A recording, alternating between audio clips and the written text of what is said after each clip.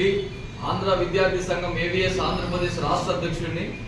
ఈరోజు నెల్లూరు పట్టణంలో ప్రెస్ క్లబ్లో మీడియా సమావేశం ఏర్పాటు చేయడం జరిగింది. ఎందుకోసమంటే ఈరోజు నూతన ప్రభుత్వం, కూటమి ప్రభుత్వం ఏర్పడిన తర్వాత విద్యార్థి లోకానికి, ఈ రాష్ట్రంలో ఉన్నటువంటి యువతరానికి ఇచ్చినటువంటి హామీలు ఏవైతే ఉన్నాయో వాటి మీద దృష్టి సారించాలనే ఉద్దేశంతో ఈరోజు మీడియా ద్వారా ఈ ప్రభుత్వానికి తెలియజేయాలనుకుంటున్నాం.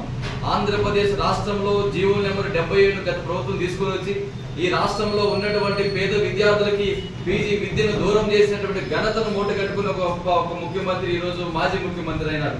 ఈ యొక్క అప్పుడు ఉన్నటువంటి నారా లోకేష్ గారు, ప్రస్తుతం ఉన్నటువంటి విద్యాశాఖ మంత్రి ఎవరైతే నారా లోకేష్ గారు ఉన్నారో వారు జీవో నెంబర్ 77 రద్దు చేసి ఈ రాష్ట్రంలో ఉన్నటువంటి ప్రతి ఒక్క విద్యార్థికి ఫీజు రీయింబర్స్మెంట్ అందిస్తానని చెప్పేసి ఈ యొక్క విద్యార్థి లోకానికి ప్రామిస్ చేసినటువంటి సందర్భం ఉంది.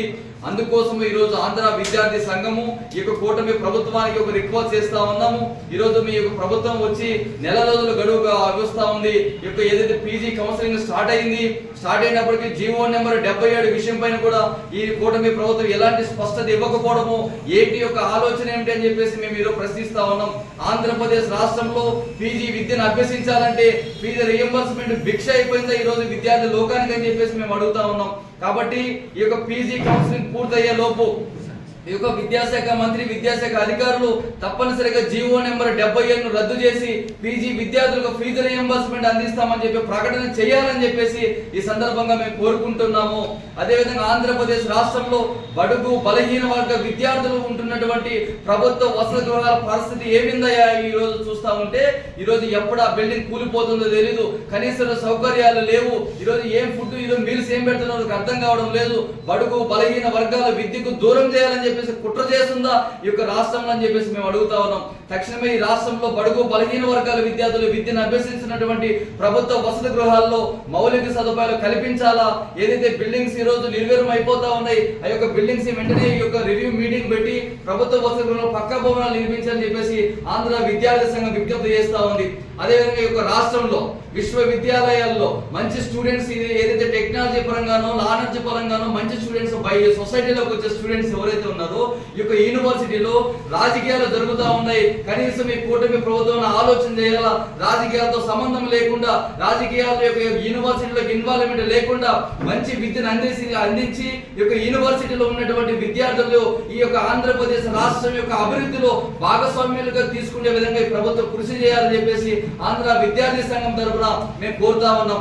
అదేవిధంగా ఈ రాష్ట్రంలో ఏదైతే చంద్రబాబు నాయుడు గారు ముఖ్యమంత్రిగా ఉన్నప్పుడు ఆంధ్రప్రదేశ్ రాష్ట్రంలో ప్రభుత్వ జూనియర్ కళాశాలలో మధ్యాహ్న భోజన పథకాన్ని అమలు చేస్తున్న సందర్భం మనం చూసినాం. అదేవిధంగా లాస్ట్ గవర్నమెంట్ లో మధ్యాహ్న భోజన పథకం తీసేశారు. పేద విద్యార్థులు దూర ప్రాంతాల నుంచి బస్సుల్లో వచ్చి ఏదైతే ఉదయాన్నే 6:30 7:30 కల్లా బయలుదేరి ఎక్కడో ఊరవుతున్నటువంటి మండల హెడ్ క్వార్టర్ ఉన్నటువంటి ప్రభుత్వం యొక్క జూనియర్ కళాశాల విద్యను అభ్యసించే పేద విద్యార్థులు ఎవరైతే ఉన్నారో వారు ఈ రోజు అల్లో రామచంద్ర ఆకలితో అల్లాడుతూ ఉన్నారు. ఈ రాష్ట్ర ప్రభుత్వం ఆలోచన చేసి ఏదైతే ప్రభుత్వ జూనియర్ కళాశాలలో మధ్యాహ్న భోజన పథకాన్ని ఏర్పాటు చేయాలా, మళ్ళీ దాన్ని పునరుద్ధరించాలని చెప్పేసి ఆంధ్ర విద్యార్థి సంఘము ఈ జూనియర్ కళాశాల విద్యార్థుల పక్షాన మీ యొక్క ప్రభుత్వాన్ని కోరుతా ఉన్నాం. అదేవిధంగా ఆంధ్రప్రదేశ్ రాష్ట్ర డెవలప్మెంట్ కోసం, ఆంధ్రప్రదేశ్ రాష్ట్రం యొక్క డెవలప్మెంట్ లో ఈ రాష్ట్రంలో ఉన్నటువంటి యువతను, ఈ రాష్ట్రంలో ఉన్నటువంటి విద్యార్థులందరినీ కూడా భాగస్వామ్యం చేయాలని చెప్పేసి మేము కోరుతా ఉన్నాం. ఆంధ్రప్రదేశ్ రాష్ట్రంలో విపరీతమైన డ్రగ్స్ దొరుకుతా ఉంది. ఈ రోజు ఈ యొక్క డ్రగ్స్ ఏదైతే ఉందో విద్యార్థులను, యువతను టార్గెట్ చేసి వెనకాల రాజకీయ నాయకులను నడిపిస్తా ఉన్నారు. కాబట్టి ఈ యొక్క ఏదైనా డ్రగ్స్ అరికట్టడం కోసం, డ్రగ్స్ ఫ్రీ ఆంధ్రప్రదేశ్ కోసం విద్యార్థి లోకం మేము ఈ ప్రభుత్వాన్ని సపోర్ట్ చేయడం కోసం మేము సిద్ధంగా ఉన్నాం. కాబట్టి డ్రగ్స్ యొక్క లేకుండా ఆంధ్రప్రదేశ్ రాష్ట్రంలో చేయాలని చెప్పి ఈ సందర్భంగా మేము కోరుకుంటూ, ఈ రాష్ట్రంలో ఉన్నటువంటి టెక్నాలజీ స్టూడెంట్స్ కావచ్చు, డిగ్రీ స్టూడెంట్స్ కావచ్చు, స్కూల్స్ పరిస్థితి కావచ్చు, అదేవిధంగా ఫీజు యొక్క నియంత్రణ చట్టం అనేది రాష్ట్రంలో ఏ ప్రభుత్వం వచ్చినా సరే కార్పొరేట్ ప్రైవేట్ క్యాంపస్ కొమ్ము కాస్తా ఉంది. లక్షల రూపాయల ఫీజులు దోపిడీ జరుగుతూ ఉంది, పుస్తకాల వ్యాపారం జరుగుతూ ఉంది. ఇవన్నీ చూస్తున్నా సరే ఈ రాష్ట్రంలో విద్యాశాఖ అధికారులు కళ్ళున్న కబోదిలాగా వ్యవహరిస్తున్నారని చెప్పేసి ఈరోజు ఈరోజు మేము అడుగుతా ఉన్నాం. కాబట్టి ఏదైతే ఈరోజు పేద యొక్క తల్లిదండ్రులు ఎవరైతే ఉన్నారో నా యొక్క బిడ్డ మంచిగా చదువుకొని మంచి ఉన్నత స్థాయిలో ఉంటారని ఒక కాన్సెప్ట్ ఏదైతే ఉందో దాన్ని ఆసరాగా తీసుకొని వాళ్ళు రక్తం పిండుతా ఉన్నారు.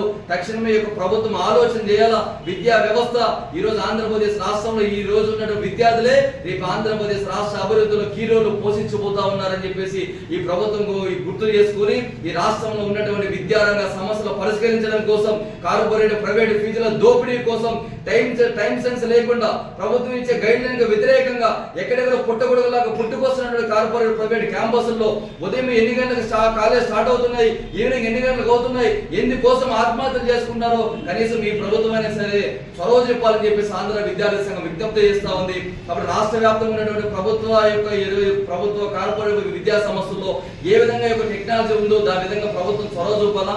అదే విధంగా ప్రభుత్వం ఈ యొక్క విద్యారంగ సమస్యల పైన తక్షణమే స్పందించి ముఖ్యంగా జీవో నెంబర్ 77 విషయం అయితే కావచ్చు, మధ్యాహ్న భోజన పథకం అయితే విషయం కావచ్చు, యూనివర్సిటీలో రాజకీయాల విషయంలో కావచ్చు, తక్షణమే వెంటనే స్పందించాల్సిన అవసరం ఉంది.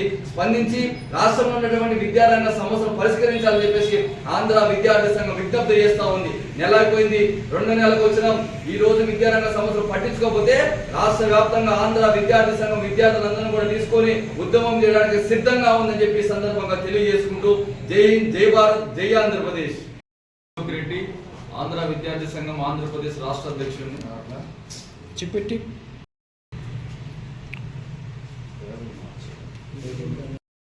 ఆంధ్ర విద్యార్థి సంఘం నెల్లూరు జిల్లా కార్యదర్శి.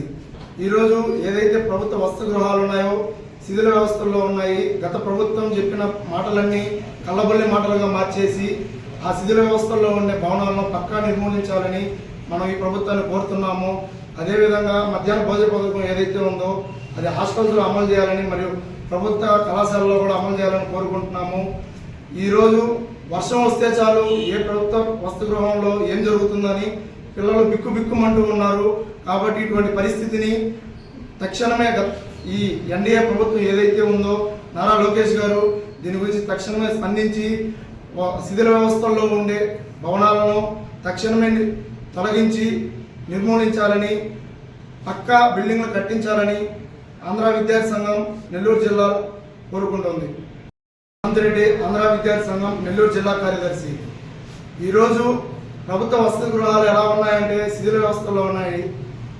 రేపు మాపు అని పిల్లకాయలు అరచేతుల్లో పట్టుకొని చూడవలసిన పరిస్థితి వస్తుంది. మధ్యాహ్న భోజన పథకం ఏదైతే ఉందో దాన్ని అమలు చేస్తామని చెప్పి చాలా కళ్ళబొల్లి మాటలు చెప్పారు గత ప్రభుత్వంలో. కానీ ఈ ప్రభుత్వం ఏదైతే ఎన్డీఏ కూటమి ప్రభుత్వం ఉందో